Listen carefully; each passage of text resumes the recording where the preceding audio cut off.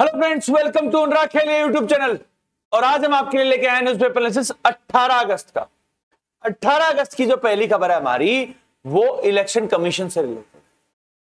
और इस समय जो इलेक्शन कमीशन की जो न्यूज है वो पूरे देश के अंदर में छाई हुई। और इनकी शुरुआत जो है वो जून में हुई थी, जब इलेक्शन कमीशन ने ये कहा था कि बिहार के अंदर में वो स्पेशल इंटेंसिव रिवीजन कर रही है। स्पेशल इंटेंसिव रिवीजन के तहत उन्होंने कहा था कि इलेक्शन की जो प्रक्रिया के दौरान जो वोटिंग होती है और जो वोटर्स हैं उनका एक रिवीजन होगा, और उस रिवीजन के तहत ये डिसाइड किया जाएगा कि वोटर कौन है या नहीं। इसके बाद जो पहला ड्राफ्ट जो इलेक्शन कमीशन ने दिया था, उसके अंदर में जो 65 लाख वोटर हैं उनको यहां पर हटाया गया था। हटाने के बाद जो हमारे लीडर ऑफ ऑपोजिशन है राहुल गांधी जी, उन्होंने एसआईआर का मुद्दा तो उठाया, उसके साथ साथ उन्होंने वोट चोरी का मुद्दा उठाया था। और उन्होंने 7 अगस्त को एक प्रेस कॉन्फ्रेंस की थी। 7 अगस्त की प्रेस कॉन्फ्रेंस के अंदर में उन्होंने कहा था कि मधेपुरा की सीट के अंदर में उन्होंने एक पूरा रिसर्च की, जहां पर उन्होंने कहा कि लगभग 1.5 लाख ऐसे वोटर हैं जो यहां पर डुप्लीकेशन में हैं, जिनके नाम यहां पर नहीं होने चाहिए। ऐसे कई सारे एलिगेशन लगाए थे और उन्होंने कहा था कि 1.5 लाख वोटर्स ने एक्स्ट्रा वोटिंग की मधेपुरा के अंदर में, इसीलिए जो लोकसभा का चुनाव हुआ था यहां पर उनकी हार हुई। और उन्होंने कहा कि जो इलेक्शन कमीशन है वो वोट चोरी का काम कर रही है। ये जो एलिगेशन है ये उन्होंने लगाया था। कल हमारे chief election commissioner Gyanesh Kumar और उनके साथ साथ हमारे जो इलेक्शन कमिश्नर हैं संधू जी और जोशी जी, उनके साथ में मिलकर एक प्रेस कॉन्फ्रेंस की। और यहां पर पहली बार जो चीफ इलेक्शन कमिश्नर हैं उन्होंने जो वोट चोरी का मुद्दा है वो पूरी तरह से उठाया। सबसे पहले तो उन्होंने कहा कि जिस तरह से जो ये वर्ड यूज किया जा रहा है ये गलत है। इलेक्शन कमीशन एक कॉन्स्टिट्यूशनल बॉडी है, और अब तक जिस तरह से जो फ्री एंड फेयर इलेक्शन करवाए हैं इलेक्शन कमीशन ने, हमारी साख को धूमिल करने का काम किया। यहां पर अब उन्होंने कहा कि जो राहुल गांधी जी हैं वो एफिडेविट दे 7 दिन के अंदर में, वरना अपोलोजाइज करे इलेक्शन कमीशन से। अब यहां पर जो इलेक्शन कमीशन है उन्होंने अपना तर्क दिया। उन्होंने कहा कि जो इलेक्शन कमीशन है वो रिप्रेजेंटेशन ऑफ पीपल एक्ट 1950 और 1951 के तहत ही काम करता है। उसके अंदर में यहां पर प्रावधान दे रखा है कि अगर आपको किसी भी तरह की कोई भी गड़बड़ी अगर मिलती है तो वो आपको 45 डेज के अंदर में यहां पर कंप्लेंट फाइल करनी पड़ती। राहुल गांधी जी 1.5 लाख लोगों के ऊपर में एलिगेशन कर रहे हैं। कोई 1 या 2 लोगों के ऊपर में बात नहीं आती है। 1.5 लाख लोगों को अगर इलेक्शन कमीशन बुलाता है, उनको यहां पर बुलाकर कार्रवाई करने की बात करता है, तो उसके पीछे कोई सॉलिड एविडेंस चाहिए। और जब रिप्रेजेंटेशन ऑफ पीपल एक्ट के अंदर में कह रखा है अगर 45 दिन हो जाते हैं तो उसके बाद अगर कोई भी एलिगेशन लगेगी तो जो एलिगेशन लगाने वाला है उसे एफिडेविट देना पड़ेगा, और उसी के बिहाफ के ऊपर में जो इलेक्शन कमीशन है वो काम करेगा। ये जो कानूनी प्रक्रिया है ये इलेक्शन कमीशन ने बताई, और अब राहुल गांधी जी की कोर्ट में बोल जाती है कि क्या वो एफिडेविट फाइल करेंगे और क्या वो माफी मांगेंगे। यहां पर इलेक्शन कमीशन ने कई सारे जो पॉइंट हैं जो राहुल गांधी जी ने 7 तारीख को अपनी प्रेस कॉन्फ्रेंस के अंदर में दिए थे, उनका भी यहां पर पूरी तरह से जवाब दिया। सबसे पहली बात आती है कि इलेक्शन कमीशन को यहां पर कहा जा रहा था कि जो मशीन रीडेबल जो वोटर लिस्ट है वो नहीं प्रोवाइड की जाए। राहुल गांधी जी ने कहा कि 6 महीने का समय इसीलिए लगा क्योंकि जो मशीन रीडेबल जो लिस्ट है वो नहीं दी जा रही थी।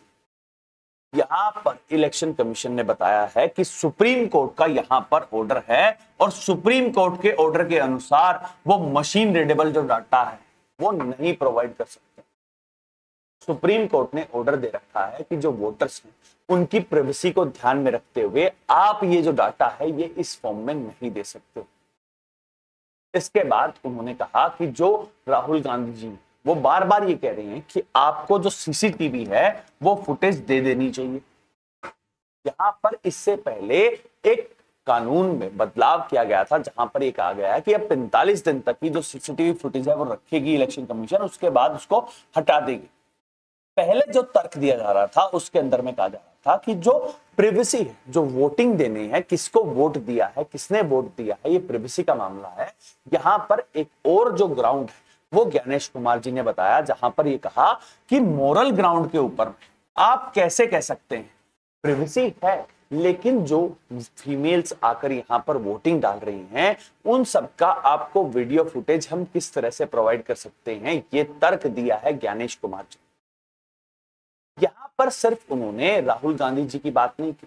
जिस तरह से बीजू जनता दल ने भी लोकसभा के चुनाव के अंदर में एक पिटीशन डाली थी, यहां पर उस बारे में भी ज्ञानेश कुमार जी ने बताया। उन्होंने भी कहा कि ये जो 45 दिन वाला जो क्लोज है यहां पर ये आ जाता है, और इसीलिए जब बीजेडी भी पूरी तरह से एक एफिडेविट फाइल करेगी उसके बाद ही हम यहां पर कोई प्रक्रिया कर सकते हैं।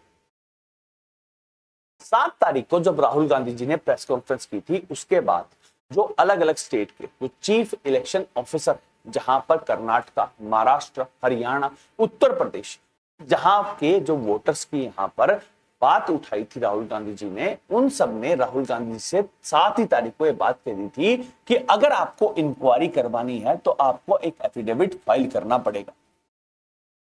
यहां पर सबसे जरूरी बात यह आती है कि आप चाहते हैं कि इंक्वायरी हो, और इंक्वायरी करने के लिए आपको एक एफिडेविट देना पड़ेगा, ये कानून हमारा कहता है, और इलेक्शन कमीशन जो है वो एक कॉन्स्टिट्यूशनल बॉडी है और देश के कानून के हिसाब से ही चलेगी।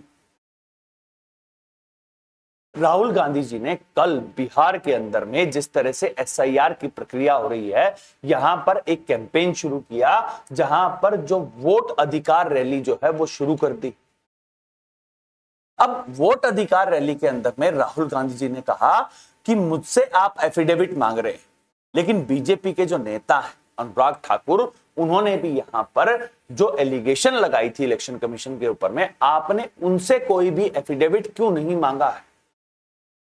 इस बारे में जब प्रेस कॉन्फ्रेंस के अंदर में इलेक्शन कमिश्नर से पूछा गया था, तब उन्होंने भी इसका जवाब नहीं दिया था। लेकिन सबसे जरूरी बात यह आती है कि जब आपसे सवाल विपक्ष ने और पक्ष ने, जो सत्तारूढ़ दल है बीजेपी ने भी आपसे सवाल पूछे हैं, तो आपका जो तर्क वो ओपोजिशन पार्टी की तरफ ऐसा क्यों है, जहां पर आप एफिडेविट मांग रहे हैं, वहीं जो बीजेपी के एमपी ने जब ऐसी एलिगेशन लगाई है तो आप उनसे एफिडेविट क्यों नहीं मांग रहे। अब देखना यह होगा कि एक हफ्ते के अंदर में जो ये मुद्दा उठा, जहां पर हमारे चीफ इलेक्शन कमिश्नर ने जो प्रेस कॉन्फ्रेंस देने के बाद जो ये अल्टीमेटम दिया है कि एक हफ्ते के अंदर अंदर में या तो आप एफिडेविट फाइल कीजिए, हम पूरी तरह से इंक्वायरी करेंगे।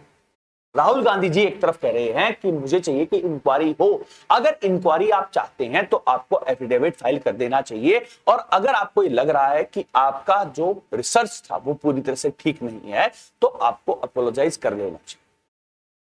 यहां पर जो बिहार के अंदर में जो एसआईआर हो रही है, जो स्पेशल इंटेंसिव रिवीजन हो रही है, इससे रिलेटेड भी जो बातचीत है वो हमारे चीफ इलेक्शन कमिश्नर ने कल प्रेस कॉन्फ्रेंस में बताई। यहां पर उन्होंने कहा कि जो एसआईआर की प्रक्रिया है वो इंपॉर्टेंट होती है, लास्ट टाइम 2003 में हुई थी और उसके बाद अब हो रही। यहां पर उनसे पूछा गया कि हर साल जनवरी के अंदर में जो वोटर लिस्ट है उसके अंदर में अपडेट होता है,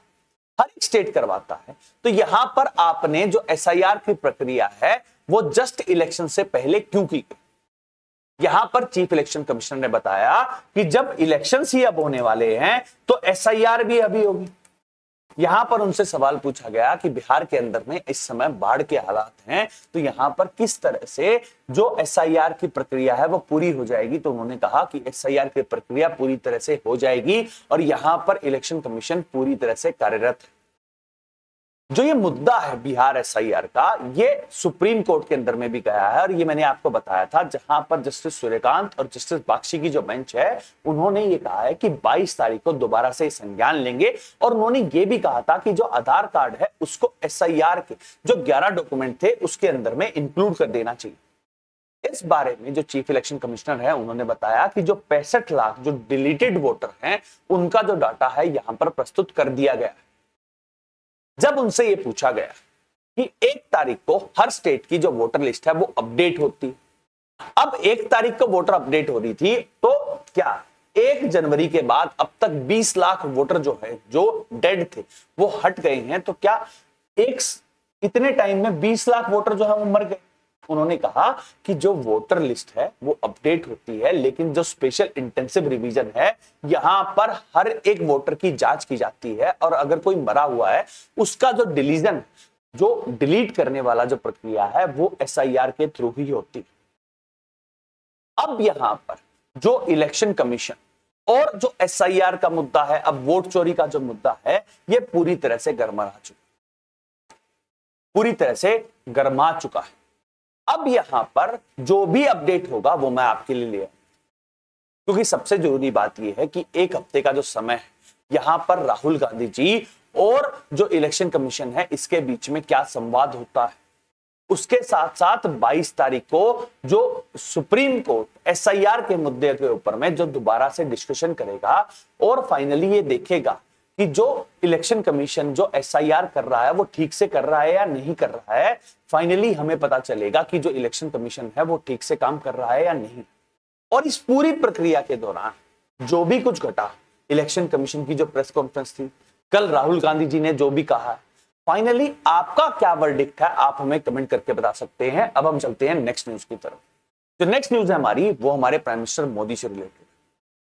कल हमारे प्राइम मिनिस्टर मोदी दिल्ली के अंदर में जो दिल्ली एक्सप्रेसवे है, द्वारका एक्सप्रेसवे, उसका इनॉग्रेशन किया। यहां पर दिल्ली की चीफ मिनिस्टर रेखा गुप्ता, हरियाणा के जो चीफ मिनिस्टर हैं नायब सिंह सैनी, और नितिन गडकरी जो रोडवेज मिनिस्टर हैं, वो यहां पर थे। और अब जो यहां पर जो ग्रीन आपको दिखाई दे रहा है, ये पूरी तरह से तैयार हो चुका है। ये जो एक्सप्रेसवे है, इस एक्सप्रेसवे से जो बहुत सारा जो ट्रैफिक कंजेशन जो दिल्ली के अंदर में होता था वो खत्म हो जाएगा। और अब बहुत थोड़ा सा पोर्शन ऐसा बचा है जो यहां पर अंडर कंस्ट्रक्शन, जहां पर डिचाऊ कला से लेके IGI एयरपोर्ट और फाइनली जो शिव मूर्ति से लेके जो बदरपुर का जो पोर्शन है वो जब बन जाएगा तो एक ऐसा ट्रांजिट रोड निकल आएगा जो पूरे दिल्ली को भी क्रॉस कर ले, और यहां पर जो ट्रैफिक कंजेशन है और जो पोल्यूशन की प्रॉब्लम है वो सॉल्व हो सकती है। इसके बाद जो प्राइम मिनिस्टर मोदी हैं, वो उन्होंने देश को संबोधित किया, और यहां पर उन्होंने कहा कि जिस तरह से 15 अगस्त को जब लाल किले से उन्होंने कहा था कि हमें मेक इन इंडिया प्रोडक्ट्स को ज्यादा यूज करना चाहिए,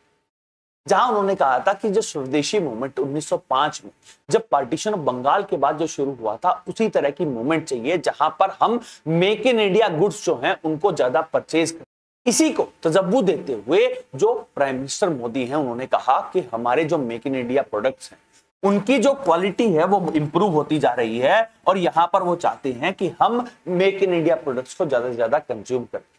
इसके साथ साथ उन्होंने जितने भी जो स्टेट्स हैं उन सबसे अर्ज किया है और कोऑपरेट करने के लिए कि GST के रिफॉर्म्स जो उन्होंने 15 अगस्त को कहे थे, जहां पर उन्होंने कहा कि अभी जो GST लगता है उसके अंदर में अलग अलग स्लैब,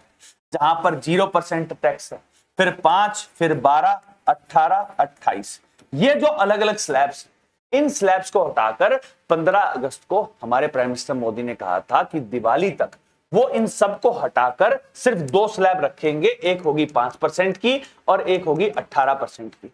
इसके साथ साथ जो 40% का लगता है, जो सिन गुड्स के ऊपर लगता है, वो लगता रहेगा। लेकिन जिस तरह से जो ये 5 और 18% करना है, यहां पर स्टेट का कोऑपरेशन चाहिए। जब गुड्स एंड सर्विसेज टैक्स आया था, उस समय पर जो स्टेट्स हैं उन्होंने अपना जो स्वायत्ता थी, जो टैक्स लगाने की जो पावर थी, वो सेंटर को डेलीगेट कर दी थी। और इसीलिए हर क्वार्टरली जो GST की मीटिंग होती है, GST काउंसिल की मीटिंग के अंदर में जिसकी अध्यक्षता हमारी फाइनेंस मिनिस्टर करती है, और हर एक स्टेट की जो रिप्रेजेंटेटिव आते हैं,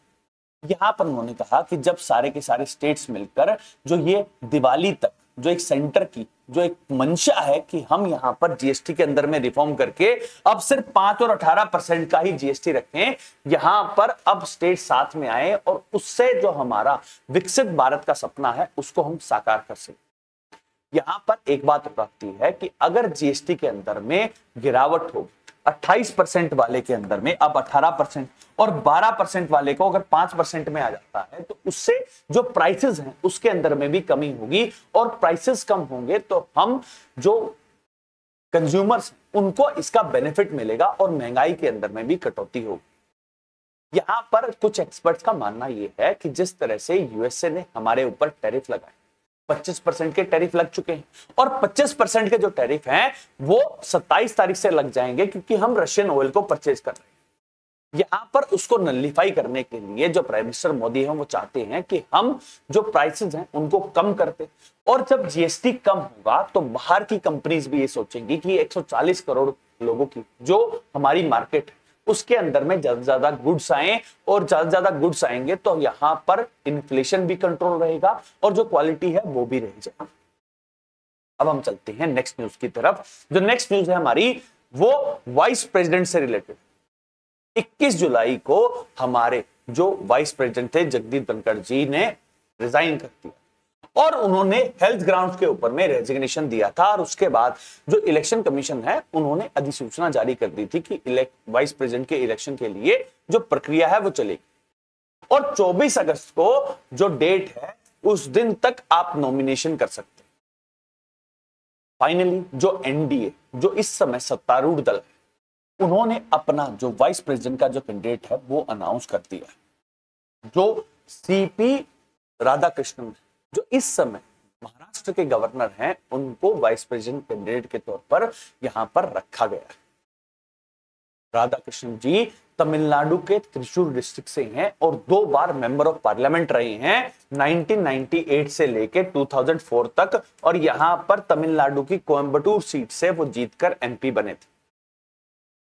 2023 में वो गवर्नर बनाए गए थे झारखंड के, उसके बाद तेलंगाना के और पुडुचेरी के भी लेफ्टिनेंट गवर्नर रहे हैं, और इस समय महाराष्ट्र के गवर्नर हैं, और उनको यहां पर वाइस प्रेसिडेंशियल पोस्ट के लिए रखा गया।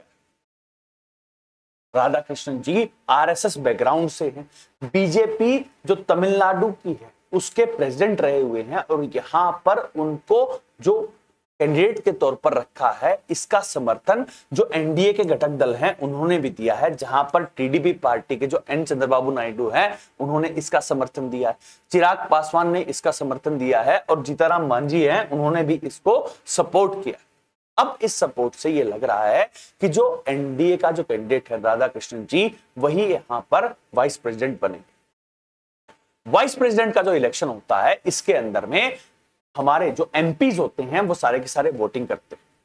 जैसे हमारे राष्ट्रपति का चुनाव होता है, राष्ट्रपति के चुनाव के अंदर में जो हमारे जो स्टेट्स हैं उनके जो हमारे एमएलए वो भी वोट डालते हैं, एमपीज भी वोट डालते हैं, लेकिन जब सिर्फ उपराष्ट्रपति का चुनाव होता है तो सिर्फ हमारे जो पार्लियामेंटेरियन है वही वोट डालते हैं। और जिस तरह से एनडीए के पास मेजोरिटी है तो यहां पर एनडीए कैंडिडेट जो है वो यहां पर बनकर तैयार हो जाए। अब देखना यह है कि जो ऑपोजिशन पार्टीज और मेनली जो आईएनडीआईए ब्लॉक है वो फाइनली किस कैंडिडेट को रखता है, और जो इलेक्शन होगा वो 9 सितंबर को होने वाला है, और 9 सितंबर को ही हमें मिल जाएगा हमारे नेक्स्ट वाइस प्रेसिडेंट। जो नेक्स्ट न्यूज है हमारी वो नेपाल से आई है, जहां पर हमारे जो फॉरेन सेक्रेटरी हैं विक्रम मिश्री जी वो नेपाल की यात्रा पे थे, और यहां पर जो केपी शर्मा ओली जो नेपाल के प्राइम मिनिस्टर हैं उनसे मुलाकात की। केपी शर्मा ओली जो हैं वो अगले महीने इंडिया की विजिट के ऊपर में आने वाले हैं, और एक लॉन्ग पेंडिंग विजिट जो है वो फाइनली होगी। पिछली साल नेपाल में इलेक्शंस हुए थे, और नेपाल की एक प्रथा रही है, कन्वेंशन रही है कि जब भी प्राइम मिनिस्टर जो भी बनता है वो सबसे पहले जो विजिट है वो इंडिया की करता है। केपी शर्मा ओली ने उस कन्वेंशन को तोड़ा था, और लगभग 1 साल के बाद फाइनली जो केपी शर्मा ओली हैं वो इंडिया की विजिट को कर रहे हैं। यहां पर विक्रम मिश्री ने बताया कि इंडिया की जो पॉलिसी है वो हमेशा से जो नेबरहुड फर्स्ट की रही है, और जिस तरह से हमारे नेबर्स के अंदर में जो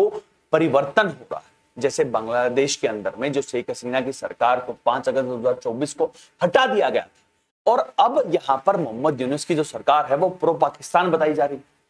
पाकिस्तान हमारा एक पड़ोसी देश है, लेकिन उसके साथ जो हमारे जो रिश्ते हैं वो जग जाहिर है। श्रीलंका के साथ रिश्ते मजबूत हो रहे हैं, जो मालदीव्स है वहां पर भी अब रिश्ते हो रहे हैं, लेकिन ओवरऑल हमें देखना पड़ेगा कि जो नेपाल है उसके साथ भी हमारी जो अलाइनमेंट है वो बहुत ज्यादा इंपॉर्टेंट रही है।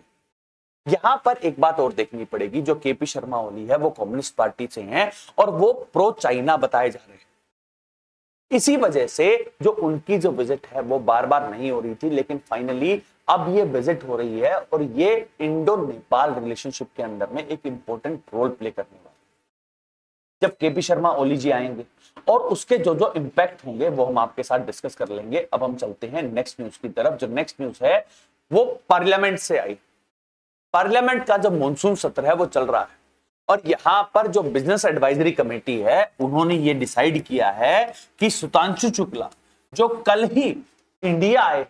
जो एग्जिम फॉर मिशन के तहत पहले इंडियन बने थे, जो इंटरनेशनल स्पेस स्टेशन के अंदर में गए थे, यहां पर उनके ऊपर डिस्कशन जो है वो होगा आज लोकसभा के अंदर में। ये स्पेशल डिबेट रहने वाला है। ऑपोजिशन पार्टीज जो हैं वो एसआईआर का जो मुद्दा है वो उठाना चाहती थी और यहां पर बिजनेस एडवाइजरी कमेटी में कहा गया है कि एसआईआर के मुद्दे के ऊपर में चर्चा नहीं होगी, लेकिन जो स्पेशल डिबेट है वो होने वाला है और ये देखा जाएगा कि सुधांशु शुक्ला की जो विजिट है, जो स्पेस ट्रिप है, वो किस तरह से हमारे देश के अंदर में जो बदलाव लाएगी, जो साइंस एंड टेक्नोलॉजी के अंदर में जो बदलाव आने वाला है उसको एक्नॉलेज किया जाएगा। अब देखना यह है कि आज पार्लियामेंट सेशन बैठेगा तो क्या यहां पर जो पक्ष विपक्ष जो है वो इसके ऊपर चर्चा करेगा या नहीं करेगा। जो ऑपोजिशन है वो एसआईआर के मुद्दे के ऊपर में दोबारा से जो संसद है उसको भंग करवाएगी। जो भी अपडेट होगा वो मैं आपके लिए आऊंगा। अब हम चलते हैं लास्ट, जहां पर हम कुछ नेशनल न्यूज को डिस्कस करेंगे, जहां पर जो पहली खबर है वो जम्मू कश्मीर से आई और जम्मू कश्मीर के किश्तवाड़ डिस्ट्रिक्ट के अंदर में जो बादल फटने की घटना थी जिसके अंदर में 60 से ज्यादा लोग मारे गए थे, 70 से 80 लोग अभी भी यहां पर मिसिंग बताए जा रहे हैं। जम्मू कश्मीर के कठुआ डिस्ट्रिक्ट के अंदर में भी कल बादल फटा जिसके अंदर में 7 लोग मारे जा चुके हैं, जिसके अंदर में 5 बच्चे।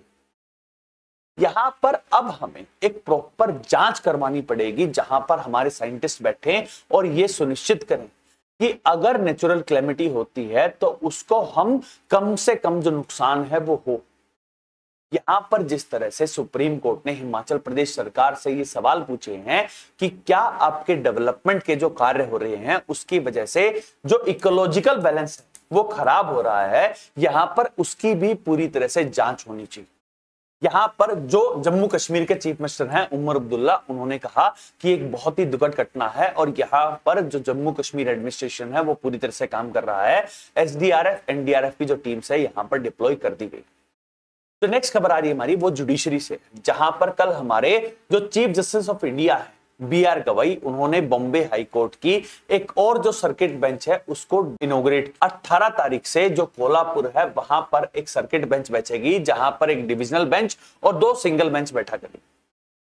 जो बॉम्बे हाई कोर्ट है वो ऑलरेडी 2 जगह और बैठता है, नागपुर विदर्भ के अंदर में और जो औरंगाबाद जिसका नाम अब संभाजी नगर है वहां पर भी एक बेंच है। इसके साथ साथ गोवा में भी एक बेंच है और फाइनली अब एक सर्किट बेंच है, ये भी बना दी गई है गोलापुर के अंदर। महाराष्ट्र एक बड़ा स्टेट है और इसीलिए यहां पर जस्टिस बीआर गवई ने कहा कि बहुत सारे लोगों की ये डिमांड थी कि high court, Bombay high court में जाने में या फिर आप नागपुर जाइए या आप संभाजी नगर जाइए तो यहां पर बहुत ज्यादा दिक्कत होती थी, इसीलिए जो सर्किट बेंच है ये बनाई गई। हम चलते हैं नेक्स्ट न्यूज की तरफ। जो नेक्स्ट न्यूज है वो उत्तर प्रदेश से आई और उत्तर प्रदेश में समाजवादी पार्टी की जो एमएलए थी पूजा पाल जी, उनको यहां पर एक्सपेल कर दिया गया था समाजवादी पार्टी से, और क्योंकि उन्होंने योगी आदित्यनाथ जो चीफ मिनिस्टर हैं उनकी सराहना की थी। यहां पर सराहना इसलिए की गई थी क्योंकि पूजा पाल के जो पति हैं राजू पाल, उनकी हत्या कर दी गई थी अतीक अहमद के द्वारा, और जिस तरह से उनकी सरकार जो इस समय योगी आदित्यनाथ की सरकार ने काम किया और अतीक अहमद का जिस तरह से अंत हुआ है, यहां पर उन्होंने लॉ एंड ऑर्डर के मामले में जो उत्तर प्रदेश सरकार है उसकी सराहना की थी और समाजवादी पार्टी उन्हें निकाल दिया, सस्पेंड कर। फाइनली कल उनकी जो मीटिंग है वो योगी आदित्यनाथ से हुई है और यहां पर अब देखना यह है कि क्या पूजा पाल जो है वो समाजवादी पार्टी छोड़कर बीजेपी के अंदर में आएंगे। जो लास्ट खबर आ रही है हमारी वो कर्नाटका से, और कर्नाटका के अंदर में जो धर्मस्थली जो एक प्रोब है, अब इसकी एक एसआईटी जांच हो। धर्मस्थली क्या है, यहां पर कर्नाटका के अंदर में एक लॉ सूट फाइल की गई है जहां पर धर्मस्थली के अंदर में कहा जा रहा था कि वहां पर एक वर्कर था और वर्कर ने यह कहा कि बहुत सारी जो यहाँ पर अनुयायी आते थे, जो यहाँ पर सेवक आते थे, उन सबको जो धर्मस्थली के जो चेयरपर्सन है और जो ट्रस्ट है उन्होंने यहाँ पर दबा रखा है।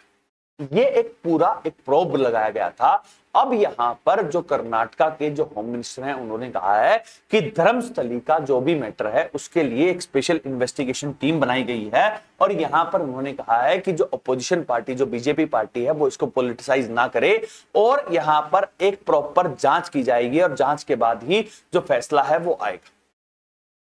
अब हम चलते हैं इंटरेस्टिंग न्यूज की तरफ, जहां पर जो पहली खबर है हमारी वो अलास्का समिट से रिलेटेड। व्लादिमीर पुतिन और डोनाल्ड ट्रंप, एक अमेरिका के राष्ट्रपति हैं, एक रशिया के राष्ट्रपति हैं, उन सबकी मुलाकात जो है वो हुई थी अलास्का के अंदर। और ये विजिट जो है ये इंपॉर्टेंट इसीलिए थी क्योंकि 24 फरवरी 2022 को जब से रशिया यूक्रेन का युद्ध हुआ था उसके बाद डोनाल्ड ट्रंप के प्रेसिडेंट बनने के बाद पहली बार व्लादिमीर पुतिन जो है वो यूएसए आए थे, और यहां पर रशिया यूक्रेन कॉन्फ्लिक्ट जो है वो फाइनली रिजॉल्व होता दिखाई दे रहा था।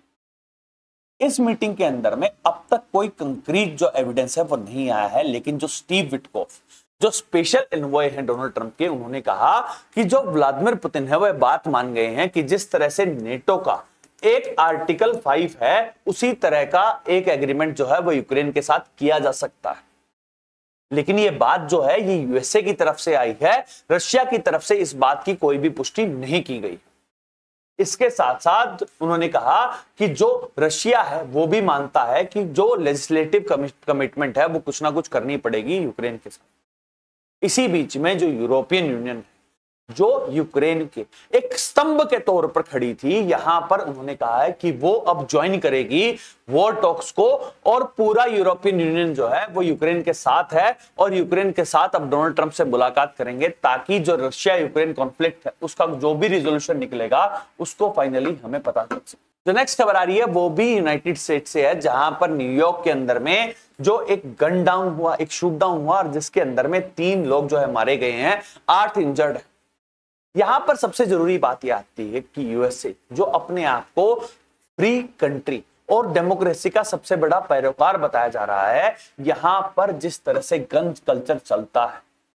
यहां पर एक पूरी रोकथाम लगानी पड़ेगी, क्योंकि अगर आप कभी भी देखेंगे कि यूएसए के अंदर में जो एक गन कल्चर है ये बहुत आम हो चुका है, और यहां पर हर महीने कोई ना कोई खबर आती है कि यूएसए के अंदर में कभी स्कूल के अंदर में कोई फायरिंग हो गई है। यहां पर अब न्यूयॉर्क सिटी जो सबसे प्रीमियर सिटी है यूएसए की, जहां पर यूनाइटेड नेशंस का दफ्तर है, वहां पर अगर इस तरह की घटनाएं घट रही हैं, वहां पर लॉ एंड ऑर्डर की सिचुएशन क्या है, और क्या यूएसए के अंदर में कुछ बदलाव की जरूरत है। जो लास्ट की 2 खबरें हमारी वो इजराइल से रिलेटेड है, जहां पर पहली खबर जो है वो इजराइल ने यमन के अंदर में जो हुती रिबल्स हैं उनके एनर्जी इंफ्रास्ट्रक्चर के ऊपर में कल अटैक किया। यहां पर एनर्जी इंफ्रास्ट्रक्चर के ऊपर में अटैक इसीलिए किया गया है क्योंकि जो इजराइल के ऊपर जो हुती रिबल्स हैं वो कई बार मिसाइल अटैक कर चुके हैं, और यहां पर रिटेलिएशन के अंदर में जो इजराइल है उन्होंने हुती रिबल्स के ऊपर में ये अटैक किया। जो लास्ट खबर आ रही है हमारी वो सीरिया से, जहां पर एक लंबे गृह युद्ध के बाद एक नई सरकार बनी थी, और बशर अल असद की जो सरकार थी जो दिसंबर के अंदर में हट गई थी, यहां पर अब जो प्रेसिडेंट है अल शरारा, उन्होंने कहा कि जो सीरिया का जो यूनिफिकेशन होना चाहिए वो इसीलिए नहीं हो पा रहा है क्योंकि जो यहां पर इजराइल है वो इंटरवेन कर रहा है। अब इजराइल का सीरिया के साथ क्या इंटरवेंशन, अभी कुछ दिन पहले जो सीरिया के अंदर में एक टेरिटरी है स्वेदा प्रोविंस, स्वेदा प्रोविंस के अंदर में जो डेजू मेजोरिटी जो प्रोविंस जो एक कम्युनिटी है जो प्रो इजराइल बताई जाती है, ये यहां पर रहती है। यहां पर कुछ जो रूढ़ीवादी और जो माइनॉरिटीज के ऊपर में जो अटैक करने वाले कुछ यहां पर आए थे, और उनके खिलाफ जिस तरह से अत्याचार हो रहा था, इजराइल ने इंटरवेन किया था और उसके बाद जो अटैक कर दिया था इस स्वेदिश प्रोविंस के अंदर। यहां पर अब अल शरारा ने बताया, जो प्रेसिडेंट है, उन्होंने कहा कि सीरिया के साथ एक लॉन्ग हिस्ट्री रही, एक बहुत बड़ा गृह युद्ध लड़के अब सीरिया के जो लोग हैं यहां पर शांति चाहते, और उसकी यूनिफिकेशन के अंदर में जो इजराइल है यहां पर एक रोड़े की तरह काम कर रहा है, एक अड़चन डाल रहा है, और यहां पर वो चाहते हैं कि इजराइल जो इंटरवेंशन है वो करनी छोड़ दे। फाइनली अब देखना यह होगा कि मिडिल ईस्ट जो है जहां पर इजराइल के आसपास में इजराइल का कॉन्फ्लिक्ट सीरिया के साथ भी चल रहा है, जहां गाजा के अंदर में भी, वेस्ट बैंक के अंदर में भी वो ईवन कंस्ट्रक्शन जो है वो करना शुरू कर रहे हैं, हिजबुल्लाह के साथ जो लेबनान है वहां पर भी कॉन्फ्लिक्ट चल रहा है। तो फाइनली क्या इजराइल के अंदर में जो मिडिल ईस्ट है वहां पर शांति बहाल होगी?